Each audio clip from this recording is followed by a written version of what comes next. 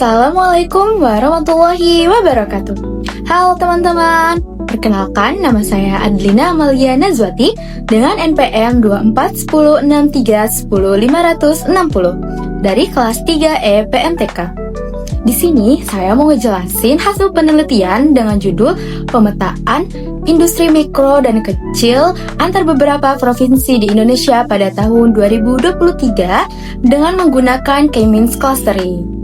Nah, video ini dibuat untuk memenuhi salah satu tugas akhir mata kuliah Artificial Intelligence dan Data Analytic dengan dosen pengampu Dr. Karunia Eka Lestari, MPD. Jadi untuk itu, teman-teman, tonton videonya sampai selesai ya. Nah, latar belakang kenapa saya mengambil tema dan judul tersebut adalah industri mikro dan kecil memiliki peranan sangat penting di perekonomian Indonesia. Kemajuan teknologi membuat sektor usaha ini mulai mengadopsi internet untuk operasional, pemasaran, maupun distribusi.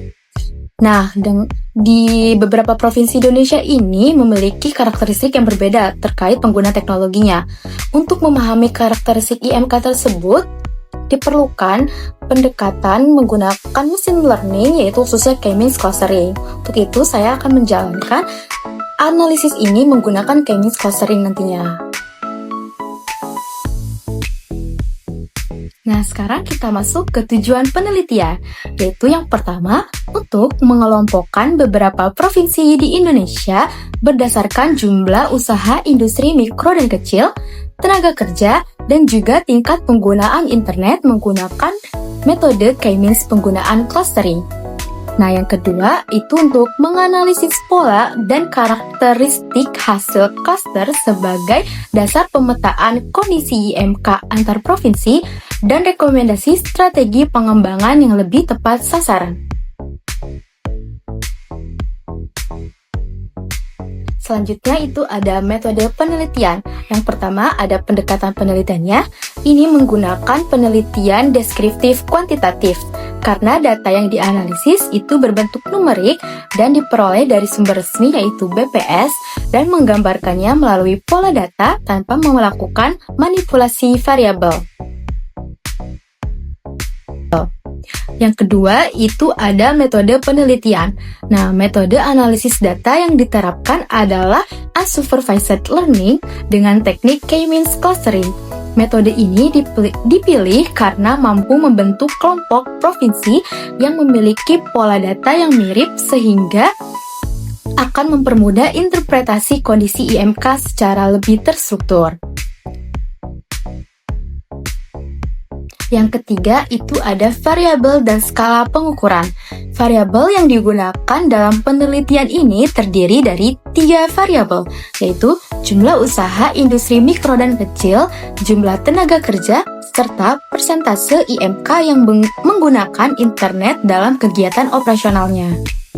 Ketiga variabel tersebut bersifat numerik dengan skala pengukuran rasio, sehingga dapat dianalisis secara kuantitatif dan diolah menggunakan metode clustering.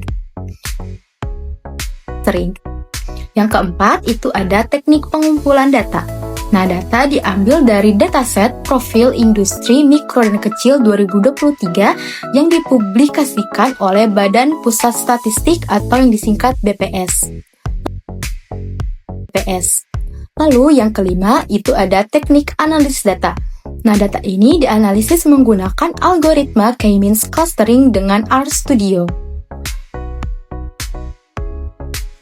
Sekarang kita masuk ke hasil analisis. Hasil analisis ini akan dijelaskan di halaman RStudio. Yuk kita masuk ke RStudionya. Oke, sekarang kita masuk ke RStudionya.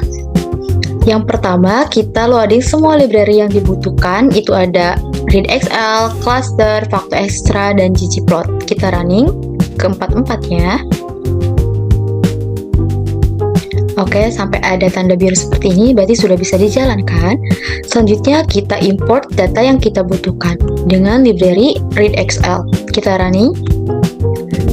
Kita membutuhkan data _IMK_ antar provinsi 2023. Kita running.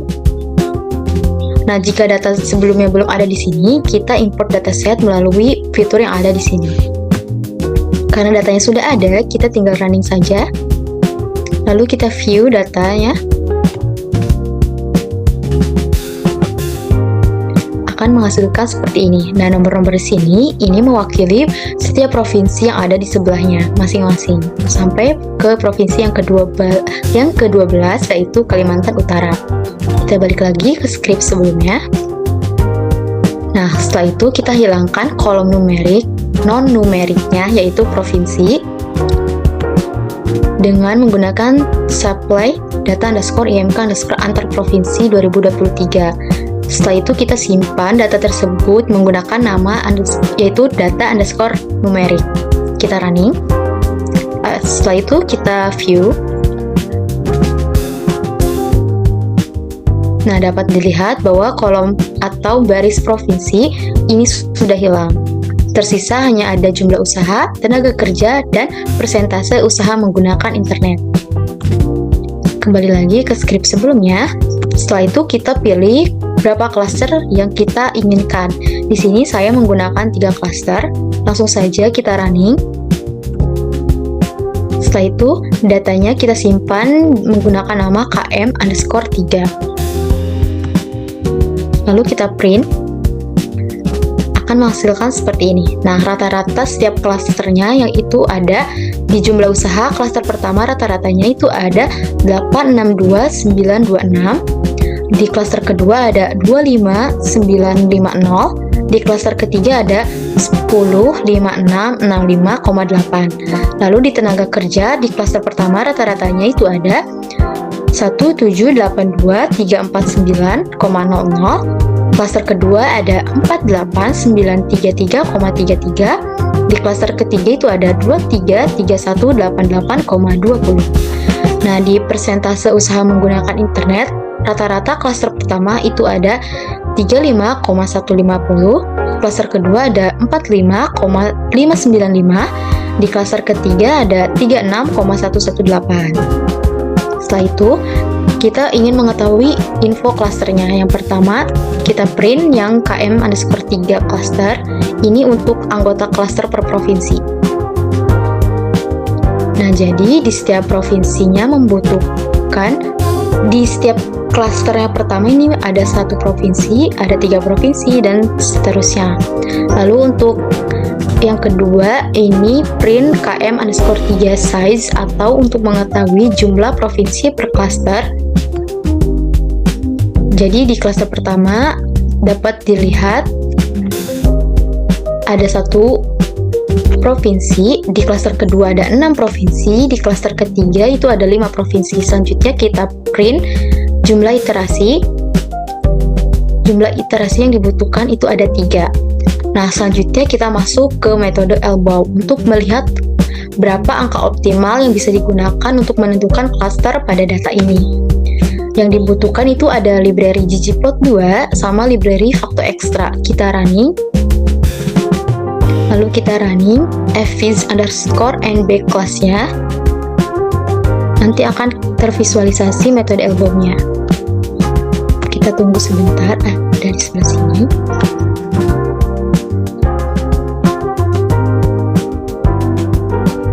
Nah, terlihat optimal number of cluster menggunakan metode Elbow itu ada di angka 2. Selanjutnya kita mencoba menggunakan metode silhouette. Yang dibutuhkan library-nya itu sama, ada ggplot2 dan juga Facto Extra. Kita running. Selanjutnya kita running kembali, akan memperlihatkan metode silhouette di sebelah sini. Nah, terlihat optimal number of cluster menggunakan metode silhouette pun menunjukkan angka 2 sebagai optimal number-nya. Namun, karena dari awal kita sudah menentukan bahwa klaster yang ditentukan itu adalah 3, jadi kita tetap menggunakan 3 klaster. Selanjutnya kita akan menampilkan siluetnya. Kita running library klasternya. Setelah itu kita simpan data yang di sini menggunakan nama klaster. Kita running. Lalu kita visualisasikan kembali.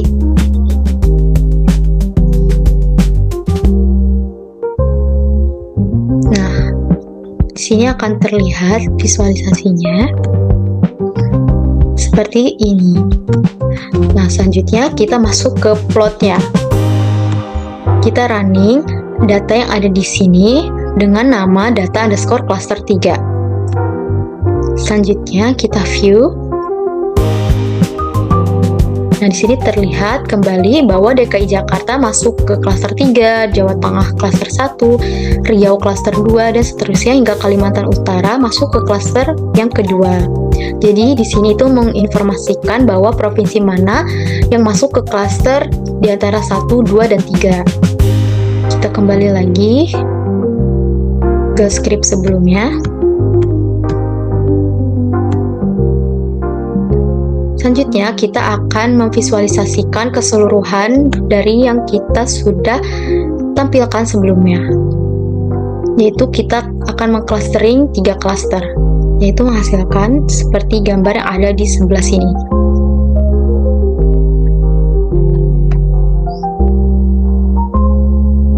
Nah, terlihat bahwa K-means clustering sama dengan 3 itu menghasilkan gambar seperti ini. Nah, di sini ada pencilan atau outlier, yaitu ada Provinsi Jawa Tengah. Dia memisahkan diri sendiri karena memiliki karakteristik yang berbeda dari provinsi-provinsi di klaster kedua maupun klaster ketiga.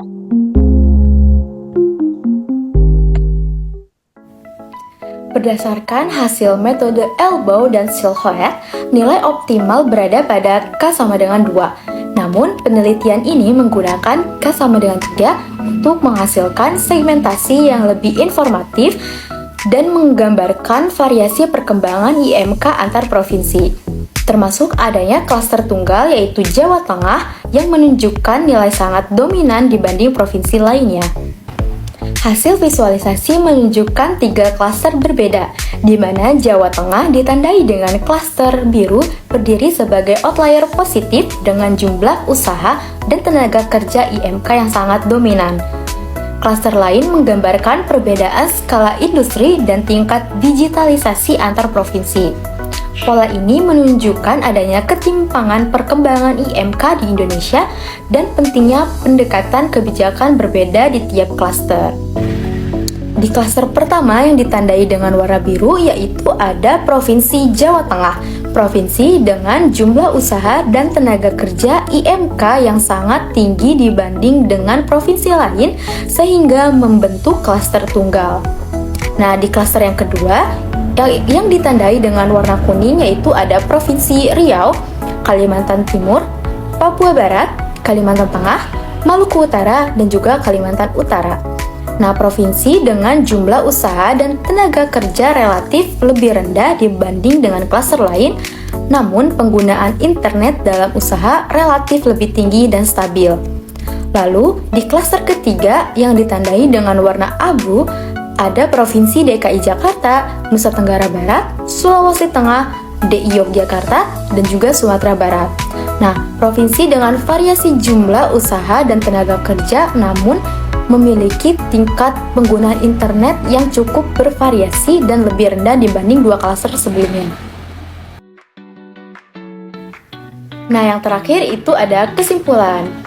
Kesimpulan dari hasil analisis ini yaitu menunjukkan bahwa provinsi dapat dikelompokkan menjadi 3 klaster berdasarkan indikator IMK. Jawa Tengah membentuk klaster tersendiri, menunjukkan kapasitas usaha dan tenaga kerja yang lebih jauh tinggi dibanding provinsi lainnya. Nah, klaster kedua yaitu berisi provinsi dengan perkembangan usaha dan pemanfaatan teknologi yang cukup baik, namun tidak sebesar klaster tunggal. Sementara itu, klaster ketiga menunjukkan provinsi dengan skala IMK lebih kecil dan penerapan teknologi yang masih bervariasi. Temuan ini menggambarkan bahwa masih terdapat kesenjangan perkembangan IMK antar provinsi, terutama dalam aspek digitalisasi dan kapasitas tenaga kerja. Selanjutnya itu ada implikasi. Yang pertama, pemerintah dapat menggunakan hasil klaster untuk memetakan kebutuhan intervensi industri mikro dan kecil secara lebih terukur. Yang kedua, itu ada provinsi dengan klaster serupa dapat membangun kolaborasi strategis atau benchmarking. Nah, selanjutnya ada pula saran.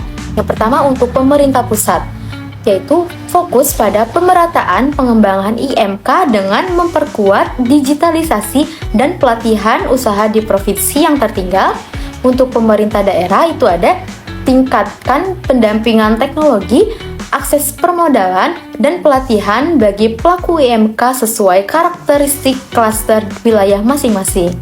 Yang ketiga itu ada untuk pelaku IMK, yaitu perlu memperluas pemanfaatan internet untuk pemasaran dan operasional guna meningkatkan daya saing usaha. Dan yang terakhir itu ada untuk peneliti selanjutnya. Disarankan menambah variabel baru dan mencoba metode clustering lain untuk analisis yang lebih mendalam. Penutupan. Sekian penjelasan hasil analisis yang bisa saya sampaikan. Mohon maaf bila ada kesalahan. Terima kasih, sampai jumpa kembali. Wassalamualaikum warahmatullahi wabarakatuh.